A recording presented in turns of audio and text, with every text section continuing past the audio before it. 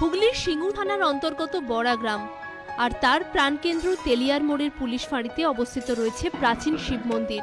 মন্দিরের মূল আকর্ষণ এর ভিতরের অধিষ্ঠিত শিব মূর্তি। কেন? এখানকার শিবের হাতে রয়েছে বীণা। বাগদেবী সরস্বতীর হাতে দেখা যায় বীণা, তাহলে শিবের হাতে এই বাদ্যযন্ত্র এলো কিভাবে? শিবের হাতের এই বীণাকে বলা হয় রুদ্রবীণা।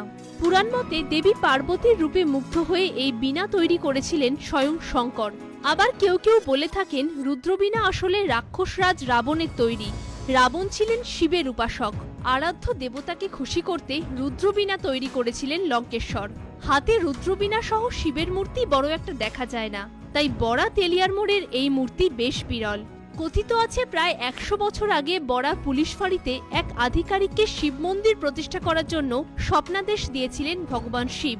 তারপর তিনি সংলগ্ন তেলিয়ার পুকুরের জেলেদের জালে উঠে এসেছিল এই শিব মূর্তি। তারপরেই মন্দির প্রতিষ্ঠিত হয়।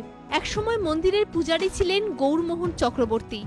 তার মৃত্যুর পর এখন পুজো করেন তাঁরই ছেলে বিনোদ চক্রবর্তী। এই শিবের হাতে রুদ্র বীণা রয়েছে।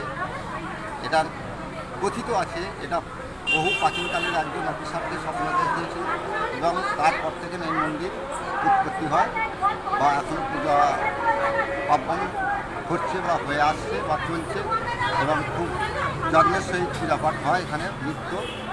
এলাকার একসময়কার জমিদার নিবারণ চন্দ্র মুখোপাধ্যায়ের দেওয়া জমিতে তৈরি হয়েছিল ছোট একটি মন্দির। সেই মন্দিরেই প্রতিষ্ঠিত হয় এই শিব মূর্তি। 90-এর দশকের গোড়ায় বড়া পুলিশ ফাঁড়ির দায়িত্ব নিয়ে আসেন সুখ মোহাম্মদ। তাঁর উদ্যোগেই নতুন মন্দির প্রতিষ্ঠিত হয়। মুসলিম পুলিশ অফিসারের শিব মন্দির সংস্কারের উদ্যোগে স্বতঃস্ফূর্তভাবে সামিল হন এলাকার সমস্ত মানুষ। সাম্প্রদায়িক সম্প্রীতির এক দৃষ্টান্ত তৈরি হয় বড়ায়। পরবর্তীকালে জমি আন্দোলনকে কেন্দ্র করে বারবার শিরোনামে উঠে এসেছে সিঙ্গুর। এখনও রাজ্য রাজনীতির অন্যতম চর্চিত এলাকা। ইতিমধ্যে শুরু হয়ে গিয়েছে প্রার্থীদের প্রচার, দেওয়াল লিখন। তবে শিবরাত্রিতে প্রত্যেক বছর সমস্ত রাজনৈতিক ভেদাভেদ ভুলে উৎসবে সামিল হন সমস্ত মানুষ। প্রচুর মানুষের সমাগম হয় বড়া তেলিয়ার মোড়ের শিব মন্দিরে। এবছরও ব্যতিক্রম নয়। শিবরাত্রি উপলক্ষে বৃহস্পতি ও শুক্রবার পুজোর পাশাপাশি আয়োজিত হয়েছিল নানা অনুষ্ঠান।